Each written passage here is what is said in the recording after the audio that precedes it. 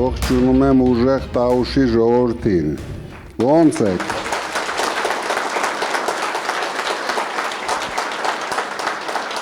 Դուք ապրում եք ինձ թվում է աշխարհի ամենահիասքանչ բնության մեջ։ Նույնիսկ շվեյցարացի կարող են երազել ապրել Իջևանում, Դիլիջանում, Նոյեմբերյանում ու ընդհանրապես ամբողջ Տաուշը բոլորս գիտենք մեր հայրենիքի ամենագեղեցիկ բնություն ունեցող շրջաններն են։ Բացի դրանից ամենալավ կլիմա ունեցող շրջաններն են։ Բայց դուք կարող եք զարմանալ, Շիրակի մարզից հետո Տաուշը ամենաաղքատ մարզն է։ Ես հասկանում եմ Փաշինյանը ձեր զեմլյակն է, բայց շատ անհաջող, չստացված, մեր հայրենիքին շատ վնասներ տված ու շարունակում է վնասները տալ, գոնե մի պահ այդ մարդը կանգնի, ասի հերիկա, ամեն օր վնասներ է բերում մեր հայրենիքին, գիտեք ինչն է ահավոր, որ մարդը մի թեթև հնարավորություն, որ ունենում է, առաջին հերթին մտածում է իր ծննդավայրում հետք թողել։ Այդ մարդը երևի հետք հասկացել էր գյուղերում մի քանի մետր ասֆալտ աներ, դրանով խապի ժողովրդին, չհասկանալով, որ ամենաշատը 3 տարի հետո այդ ասֆալտը այդ գյուղացիների համար գլխացավանք է դառնալու։ Էն էլ իր անորակ ասֆալտը հեսա քանդվելու է ու գյուղացիները սկսելու են առնչվել այդ խնդիրների հետ, իրենց մեքենաները ջարդելով գնալու են գան։ Գոնե լավ նախանձում էր դիլիջանցիներին, գոնե տաներ Իջևանը սարքեր, այ մարդ։ Իջևանի համար մի հատ բան չարեց։ Անսովոր վատ ցուցանիշներ ունեք, ինչ ասես կարելի է մշակել Նոյեմբերյանում, Իջևանում,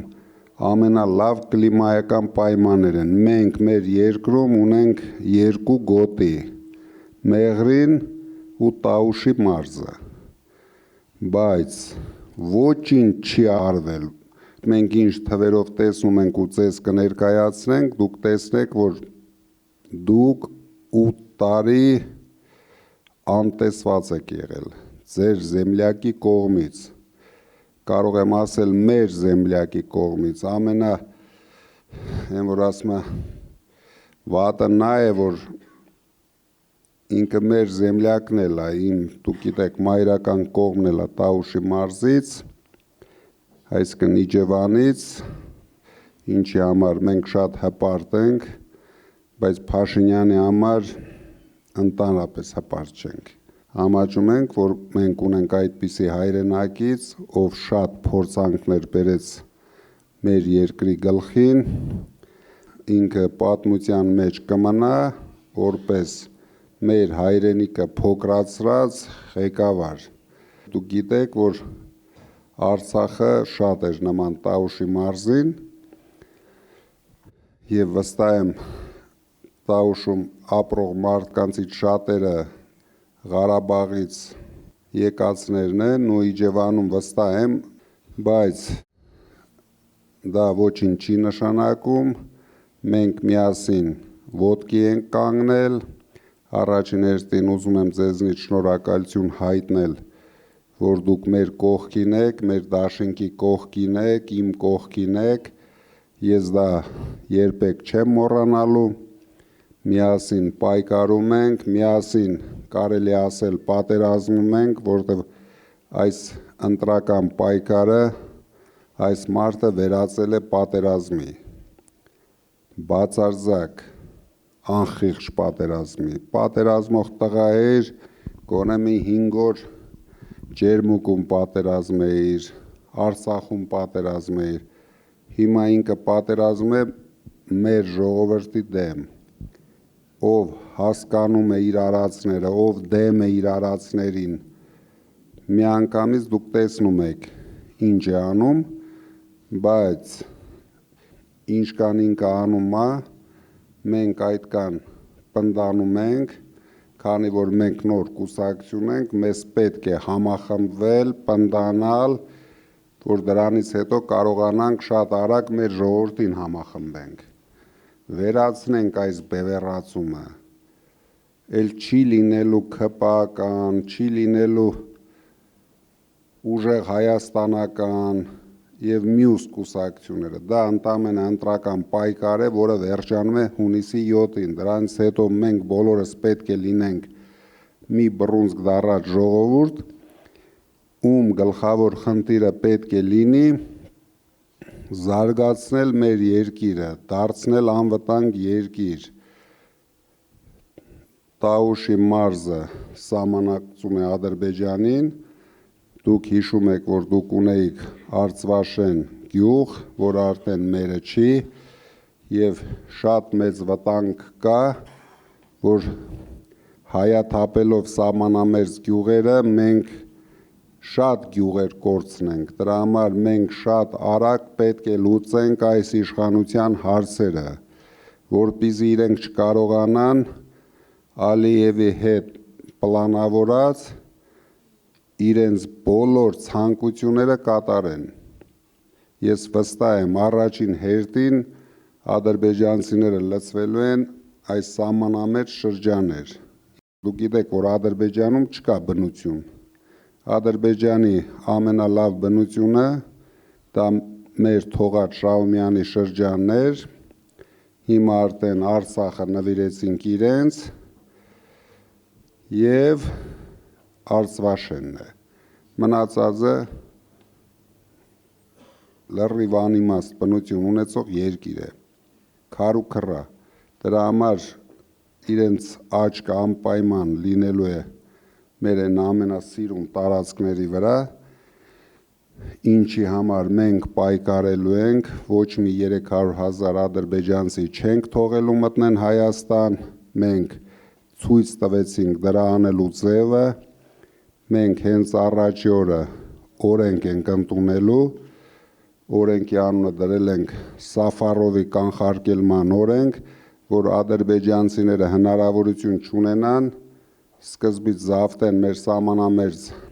գյուղերը, դրանից հետո դուք լավ գիտեք, դուք ապրել եք ադրբեջանցիների կողքին, շատ արագ բազմանալով երկրի ներսում, հենց ունեցան քանակային ինչ-որ լուրջ թվեր, իրենք պահանջելու են եւ շատ հեշտ հասնելու են ընդամենը մի հատ ռեֆերենդումով լուծելու են մեր պետության խնդիրները։ Մենք հենվում ենք Ադրբեջանի իշխանությունների արած հայտարարություններին։ Իրենք անում են հայտարարություն, որ պայմաններից մեկը 300,000 ադրբեջանցիների վերադարձն է իրենց պատմական հայրենիք, այսինքն մենք համարվում ենք ադրբեջանցիների պատմական հայրենիքը։ Իրենք իրենց հայրենիքը չունեն։ Հիմա ստացվում է, որ աչքները դրել են մեր երկրի վրա ու համարում են, որ էսի է իրանց պատմական հայրենիքը։ Բոլոր մարդիկ պետք է սխալները ուղղեն, որովհետև նորից չարիք կբերի մեր երկրի գլխին։ Այ մենք շուտով ամեն օր մեր ժողովուրդը իր մաշկի վրա կզգա նոր սխալ քայլերի հետևանքները։ Դրա համար ժողովուրդ ջան, դուք պետք է շատ ակտիվ լինեք, շատ ագրեսիվ լինեք, որովհետև բացի մեզանից, մեր ուժից չկա այնպիսի ուժ, որ կարողանա գոնե մոտենա այս խնդրի լուծմանը։ Միայն մենք ձեզ հետ կարող ենք ճանապարհել այս մարդուն, ինքը ես տեսնում եմ շատ մեծ հակումներ ունի դեպի Ադրբեջան գնալուն, չնայած ես ցանկանում եմ, որ ինքը վայելի իր ունեցվածքը Կանադայում, բայց տեսնում եմ աչքը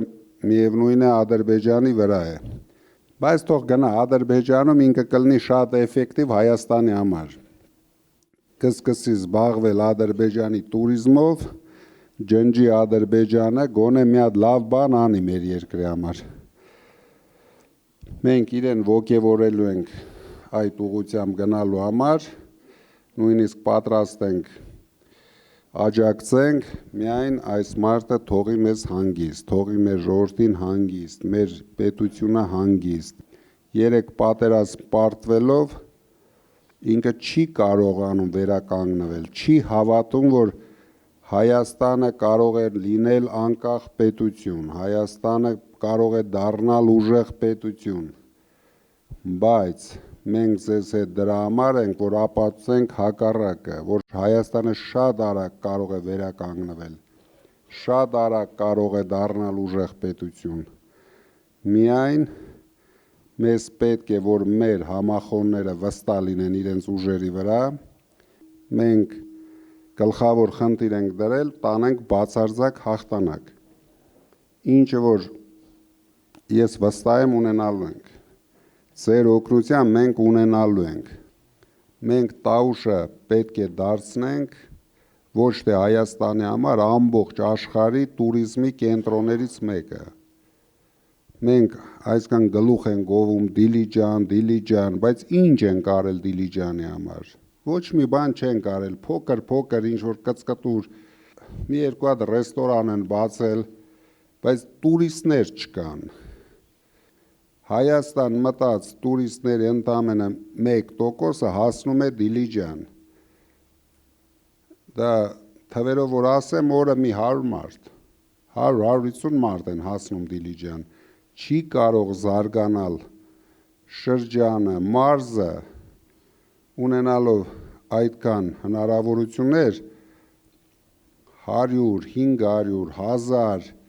դրանք միլիոնների պետք է հասնենք, պետք է այնպես զարգացնենք, դուք երևի գիտեք ու լսել եք կամ ունեք ձեր ձեռքի տակ մեր ծրագիրը $1 միլիարդ տուրիզմի համար, որից 500 միլիոնը մենք ուղարկելու ենք մարզերը, դուք էլ հասկանում եք, որ գլխավոր շահառուն այստեղ իր հնարավորություններով լինելու է Տաուշի մարզը։ Ընդամենը պետք է խրախուսել գյուղացուն, ինչը որ մենք անում ենք, 0 հարկ, ընտանիքներով զարգացնեն իրենց գյուղատնտեսությունը, 0 հարկ մուծելով, 0 ստուգումներ ունենալով, մարդիկ միայն պետք է մտածեն, աշխատեն, լավ գումար վաստակեն, իսկ հաջողակներ, ովքեր արդեն կարողանան մեծանալ, զարգանալ, դառնան արդեն միջին կամ մեծ բիզնես, այդ ժամանակ մենք կհիշեցնենք մարդկանց, որ մենք ունենք պետություն, դուք էլ պետք է մասնակցեք մեր պետության զարգացմանը։ Մինչև այդ մենք ուզում ենք, որ մեր մարդիկ հարստանան, մեր մարդիկ լավ ապրեն, որտեղ ոչ ոք չի մտածել մեր մարդկանց մասին, բոլորը ինչի մասին ասեք մտածել են, իրոք տարիներ շարունակ, բարձի թողի վիճակ ստեղծել են,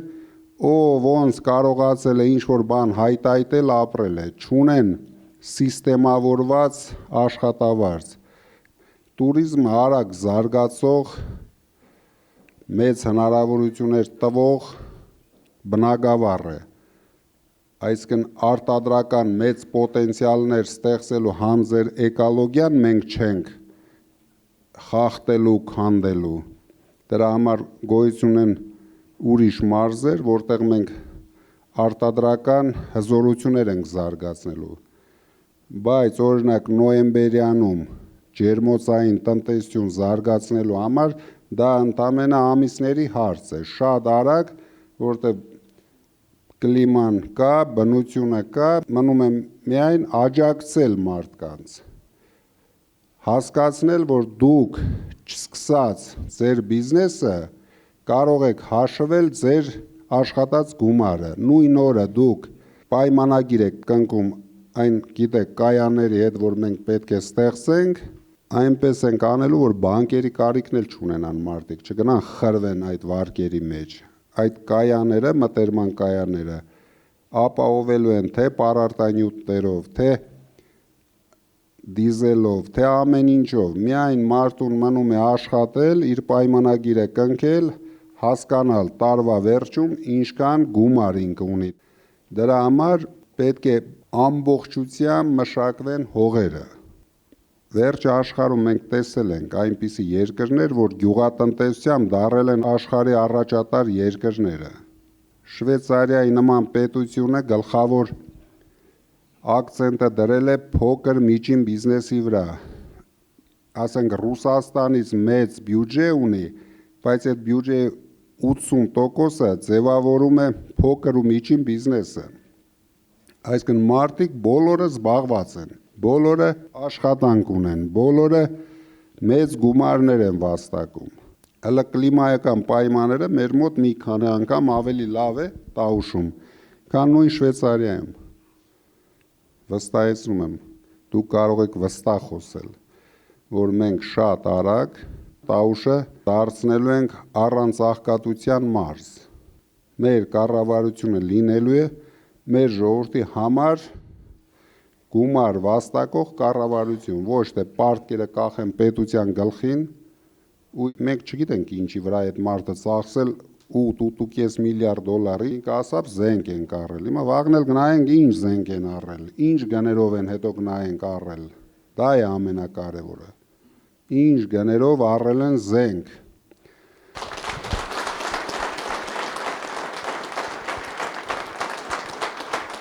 Հենց կոնկրետ ձեր մարզի հետ կապված վեր ենք հանե աղքատության թիվը, ինչպես պարոն Կարապետյանն ասաց, ընդամենը 25 թվականին, 18 թվականի համեմատ 25%-ից 40%-ի է հասել աղքատությունը։ Մարդկանց ծնելիությունը ահռելի ընկել է։ Բոլորդ կարծում եմ ձեր միջավայրերում տեսնում եք, որ շատացել են ամուսնալուծությունները, քչացել են ամուսնությունները։ Միայն առանձին Տավուշի մարզում ցավոք սրտի բնական աճը մոտ 50%-ով անկում է ապրել։ Լուծումը հունիսի 7-ին է տրվելու։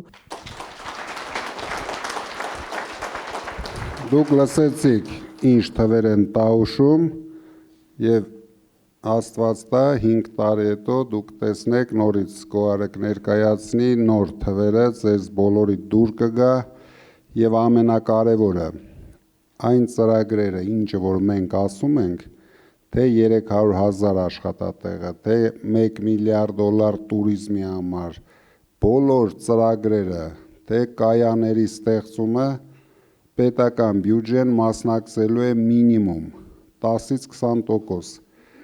Մնացած գումարները դա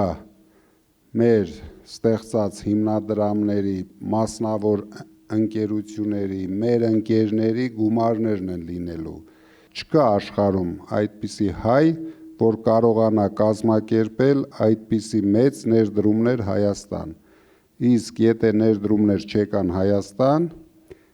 մենք ոչինչ չենք կարողանալու անել։ Քանի որ այս մարդիկ 8 տարվա ընթացքում այնպես են ձևավորել բյուջեն, որ կախել են բյուջեն միայն պարտքերից։ Այսինքն եթե պարտք չենք վերցնում, մարդիկ սոված են մնում, բժիշկները աշխատավարձ չեն ստանում, ուսուցիչները չեն ստանում, արվեստի, մշակույթի գործիչները չեն ստանում։ Հասկանում եք, ամբողջությամբ կախել են արտաքին պարտքերից։ Մենք շատ արագ ստեղծելով 300,000 աշխատատեղը, շատ արագ պետք է ձևափոխենք բյուջեի մուտքերը։ Մեր պատմության մեջ, նորագույն պատմության մեջ դեպք չի եղել, որ ընդդիմությունը կարողացել է հաղթել, իշխանափոխություն անել ընտրություններով։ Սա պետք է լինի առաջի դեպքը։ Պետք է ցույց տանք, որ սա առաջի դեպքն է, որ երիտասարդները ավելի ակտիվ են մասնակցում ընտրություններին։ Հենց երիտասարդները մասնակցեցին ընտրություններին, մենք մեր հարցը լուծում վերջացնում ենք։ Դրա համար դուք մարդկանց պետք է հասկացնեք։ Սա պատահական ընտրություններ չեն։ Սա ազատության մասին է ու ստրկության մասին է։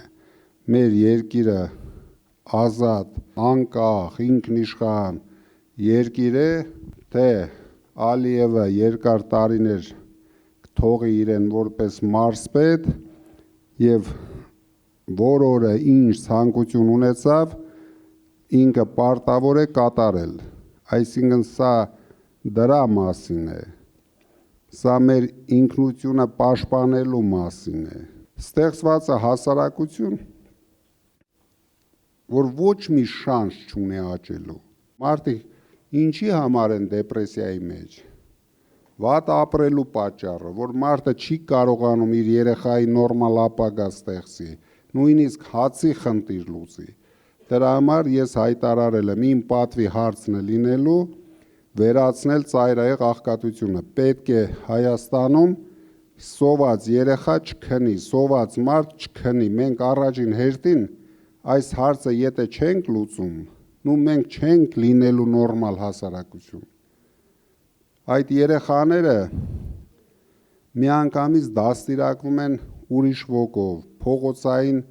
բարքերը քաշում տանում են իրենց, իսկ դրա համար հունիսի 7-ին մեզ անհրաժեշտ է մեծ հաղթանակ, որ ճիշտ կադրեր ընտրենք, ճիշտ մարդկանց նշանակենք պաշտոնների, ովքեր գիշեր ցերեկ թալանելու կարիք չունեն այս սովածների նման, ԱԳԱ-ի նման ընկել են այս բյուջեի վրա, ոչ հնարավոր էլ չի արդեն պոկել դրանց, մենք պետք է հասնենք նրան, որ 1,5 միլիոն մարդ պետք է գնա ընտրության, եթե մարդիկ գնում են ընտրության, իմ ասած ինչ ասեցինք, թե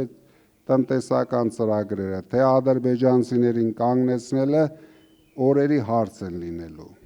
Ես ուզում եմ շնորհակալություն հայտնել նախ եւ առաջ պարոն Կարապետյան, ձեզ այն բանի համար, որ դուք անում եք, որտեղ ձեզ քաղաքական դաշտում հայտնվելը, ձեր առաքելությունը շատ մեծ հնարավորություն տվեց, որ ժողովուրդը ունենա հույս ու հավատ ապագայի նկատմամբ։ Համոզված եղեք, որ տավուշիները ձեր կողքը կանգնած են, Տավուշի ժողովուրդը արժանապատիվ ժողովուրդ է եւ երբեք նա չի ընտրելու թույլ Հայաստանը, խղճուկ Հայաստանը, նա ընտրելու է արժանապատիվ Հայաստանը, ուժեղ Հայաստանը։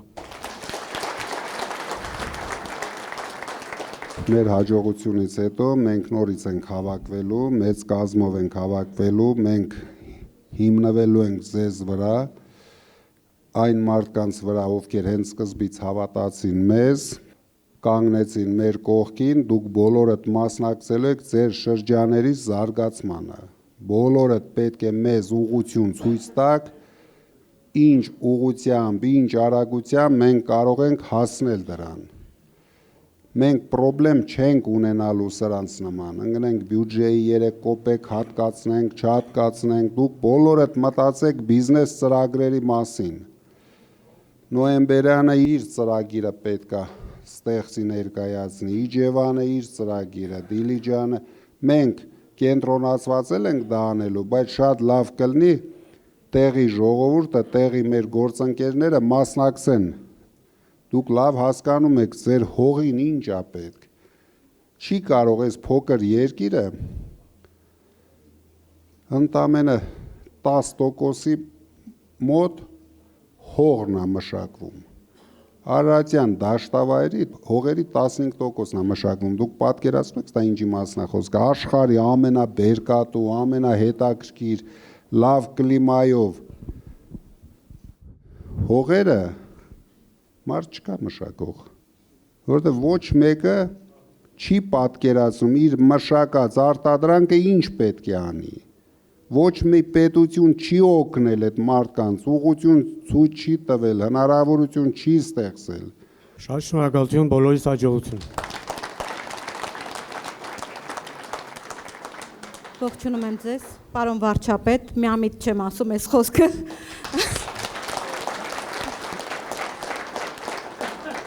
Ես իմ համոզմունքն եմ արտահայտում, որովհետև ես տեսնում եմ մոտ ապագայում այդ հաղթանակը եւ կարծում եմ բոլորը կիսում են ինձ հետ այդ հավատը։ Մենք հավատում ենք ձեզ։ Վերջապես հայտնվեց մեր կյանքում այնպիսի մեկը, որը հասկացավ, որ ազգին եւ ժողովրդին գալիս է ծառայելու։ Դրա համար շնորհակալ եմ ձեր ողջ գաղափարախոսությունը։ Շատ շնորհակալ։ Արդյոք մենք կունենանք անվճար բարձրագույն կրթություն։ Առաջին, երկրորդ, որպես ընտրված օրինական վարչապետ։ Խնդրում եմ, պահանջում եմ եւ համոզված եմ, որ կանեք։ Արդյոք կվերականգնենք Սփյուռքի նախարարությունը։ Եվ երրորդ հարցը, ԿԳՄՍ նախարարություն կոչվածը, ես խնդրում եմ, որ բաժանեք կրթության, սպորտի եւ մշակույթի։ Մեկ նախարարի համար այդ երեք գործառույթները չափազանց շատ են։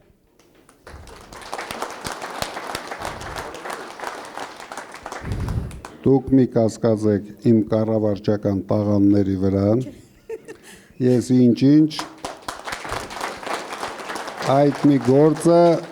են որ ասում են փոքրուց լավ եմ արել։ Մենք ունենալու ենք մշակույթի, սփյուռքի եւ տուրիզմի նախարարություն։ Մեկ նախարարություն է լինելու,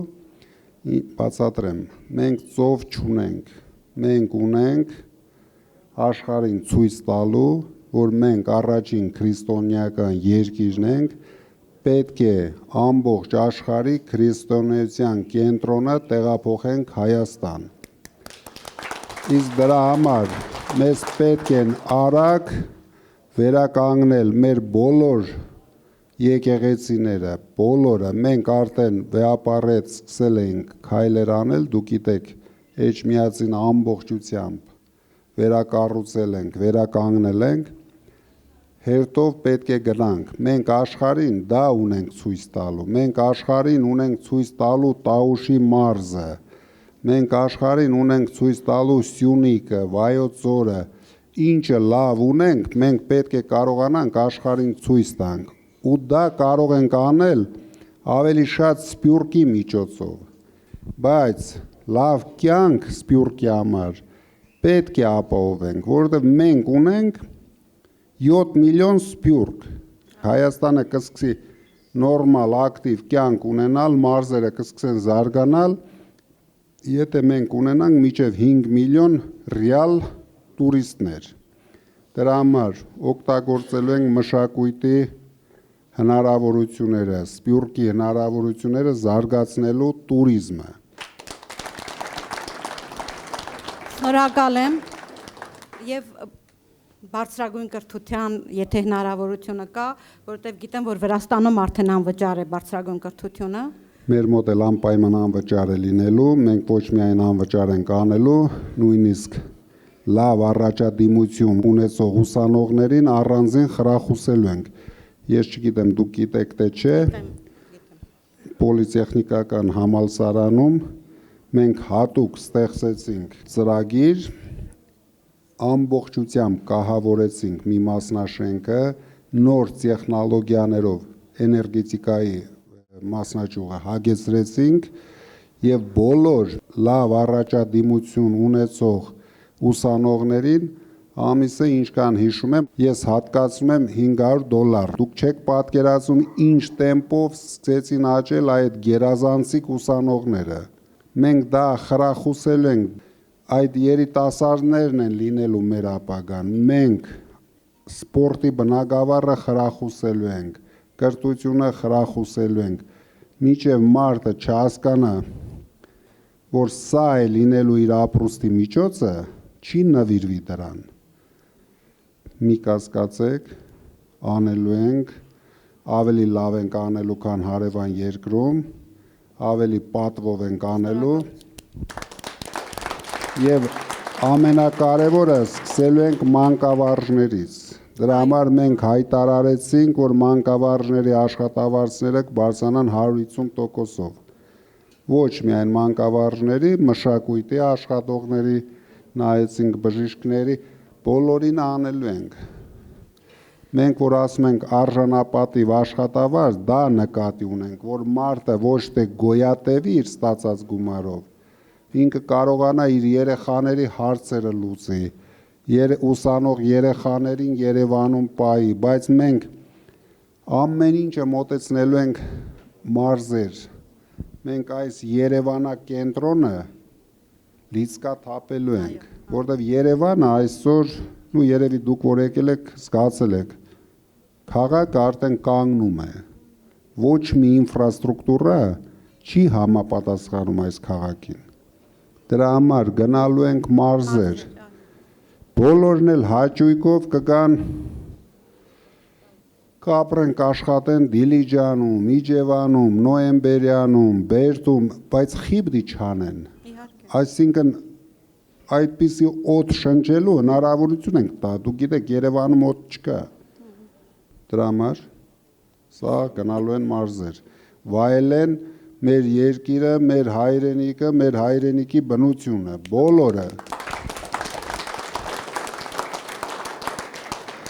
Շատ խնդրելու եմ, որ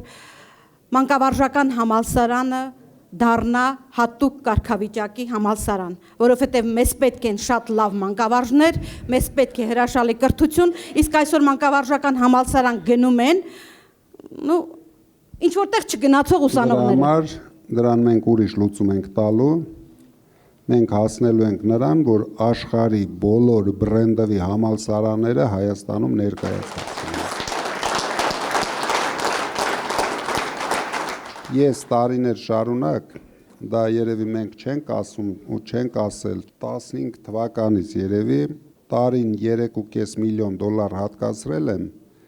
որ տաղանդավոր հայ երիտասարդները սովորեն արտասահմանի լավագույն վուզերում։ Ամեն տարի մոտ 100 երիտասարդ մենք ֆինանսավորում ենք, որ սովորեն, կարող եմ ձեզ ասել, վստահ եղեք,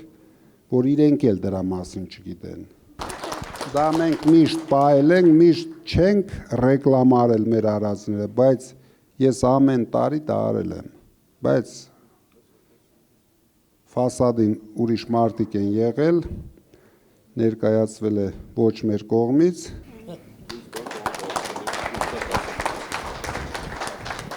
Ես ընդհանրապես ուղղակի մի թեմայով եմ ուզում կիսվել, խորհրդի կարգով նոր բան չեմ ասելու։ Ի սկզբանե նախորդ տարվա հունիսից, երբ մենք միացել ենք այս թիմին, չթերագնահատեմ մյուսներին, ով շուտ, ով ուշ, բոլոր դեպքերում եղել է մի գաղափար հիմքում։ Եղել է արժեքային համակարգի ընտրություն։ Մենք հայերենում լավ բառ կա, պատեհապաշտություն։ Երբ որ պատեհապաշտ մարդկանց հետ գործ չունենք, այսինքն գաղափարական հենքի վրա ենք այս ամեն ինչը անում, ինքներս մեզ ենք հավատում, արդեն այդ քարոզն էլ է լավ ստացվում։ Այսինքն մենք ոչ թե պետք է մենք տրամադրենք, որ ինչ-որ մի բանի համար ենք անում, այլ գաղափարը կրելով, առանց պատեհապաշտության, այդ գաղափարական հենքի վրա կարողանանք առաջին հերթին ինքներս մեզ հավատալով կարողանանք ճիշտ այս վերջի 8 օրը աշխատենք։ Ես իմ տարիքարած մարդ եմ, ես որևէ ակնկալիք չունեմ, ես ուզում եմ հայ ազգը Դուք ակնկալիք ունեք,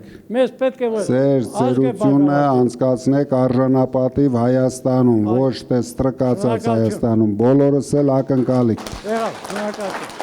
Եթե ես էլ այդպես մտածեմ, հաստատ ես էլ ակնկալիք չունեմ, բայց մենք բոլորս պետք է նվիրենք մեր երկրի զարգացմանը, ուրիշ առաջ երթին անվտանգություն ապահովելուն, հետո զարգացնելուն։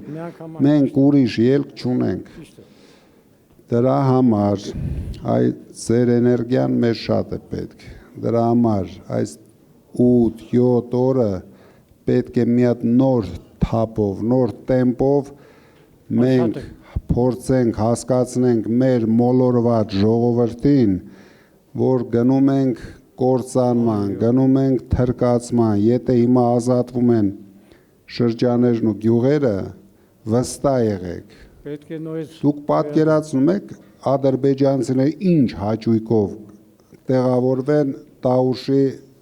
շատ մեծ հաճույքով կտեղավորվեն։ Դրա համար մենք պետք է իրենց բոլոր ախորժակները կտրենք, մեր գյուղերը պետք է դառնան լիքը լեցուն։ Համոզված եմ, որ այն ցուցանիշները, ու այն ձեռքբերումները, որը կարող ենք հասնել ձեր իշխանության, մեր իշխանության օրոք, դա կարող է կրկնապատկվել ազգային գաղափարախոսության բարձրացման դեպքում։ Եվ ուզում եմ նաև ասել, որ այս ամենի մարմնավորողը եւ ձևավորողը մենք տեսնում ենք ձեզ։ Պետք է գիշեր ցերեկ այս 7 օրը, 8 օրը պայքարենք, որպեսզի հասնենք ճիշտ արդյունքի։ Կանգնեցնել է պետք։ Մեկ օր շուտ հեռացնել է պետք այս իշխանությանը։ իրենք իրավունք չունեն գործ ունենան Հայաստանի եւ հայ ժողովրդի ապագայի հետ։ Գանք վերականգնենք կորցրածը։ Շնորհակալություն։ Ես սահմանամերձ Բերդ համայնքի Պարավակարգյուղի վարչական ղեկավարն եմ։ 2020 թվականից պայքարում եմ մեր իշխանությունների դեմ, բազմաթիվ հալածանքների միջով եմ անցել։ Ձեզանից մենակ կխնդրեմ, պարոն Կարապետյան, մինչև վերջ կքինեք։ Հանկարծ զատնի չտնեք, տնավարի ասած։ Ինչ ասեր, այդ մի բանը պիտի չասեր։ Են որ ասում եմ, բայց զատնի դնող տղա եմ։ Ենա զատնի դնեի, ենա հենց առաջ օրը սարեր էին խոստանում։ Նույնիսկ զատնի չէի դնի, կասեի մի հատ օքեյ ու կպրծնեինք ես ամեն ինչից։ Ես հետ ուզում եմ անձամ ձեզ։ Դրա համար շատ ուրախ եմ, որ դու պայքարել ես, մինչև հիմա պայքարում ես, դու կհաղթես, հանգիստ քո պայքարը իզուր չի անցնելու, շատ ուրախ եմ, որ կարողացել ես վարչական շրջանի ղեկավար մնաս քո պայքարելով։ Սա մեզ տրված է վերջի շանսը։ Ես կասեի վերջի շանսն է։ Մենք պետք է բոլորս միախմբված, համախմբված, չեմ ուզում ծրագրերի մասին խոսել։ Ես գիտեմ, որ գյուղատնտեսության մասին այնքան բան կա խոսելու։ Հազար մի խնդիր ունենք, բայց մենք դրանց բոլորի մասին կխոսենք ամսի 8-ից հետո։ Ամսի 8-ից հետո կգանք ու մանրամասնորեն դետալ, բայց այսօր մենք պետք է մի խնդիր ունենք։ Ամսի 8-ից հետո ես կգամ արդեն, կգամ հենց ձեր ամեն նոյեմբերյանում, դիլիջանում, ամեն ինչի մասին կխոսենք։ Ես կոչ եմ անում բոլորիս, լիցքավորված, համախմբված, մնում է քիչ ժամանակահատված, կրկնապատի, քառակի, գիշեր-ցերեկ պետք է աշխատի, որ մենք հասնենք մեր նպատակին։ Ես ասում եմ, շատ մոտ ենք, քայլ, բացարձակ հաղթանակի։ Եվ ամենակարևորը նորից կրկնում եմ, ընտրության օրը ճիշտ քայլեր արեք։ Շատ կարևոր էր խոսել, ամենակարևորը, որ ձեր ինքնավստահությունը ավելանա,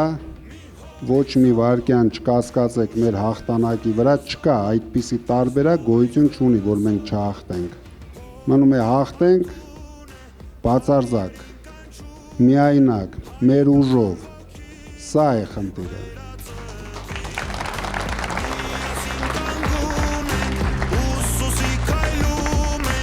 Եթե թույլ կտա, պարոն Կարապետյանը, ես էլ էի ուզում երկու խոսք ասեի, նախ շատ շնորհակալ եմ, որ դուք այսօր այստեղ եք, մեր բոլորս միասին ենք։ Ուզում ենք ձեզ փոխանցենք ամենակարևորը՝ միասնության պատգամը, որ բոլորս միասին, միահամուռ, ամբողջ հայ ազգը համախմբելով գնանք ընտրության։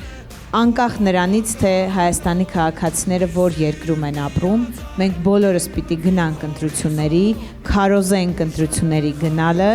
ինչպես մենք ասում ենք ամեն օր, որ ադրբեջանցիները չգան։ Պիտի գնանք ընտրությունների, որ 300,000 ադրբեջանցի չգան Հայաստան։ Պիտի գնանք ընտրությունների, որ մեր հայրենիքը պատառ չհանձնեն եւ պիտի գնանք ընտրությունների, որ հայ մնանք։ Ամենակարևորը։ Շնորհակալ ենք։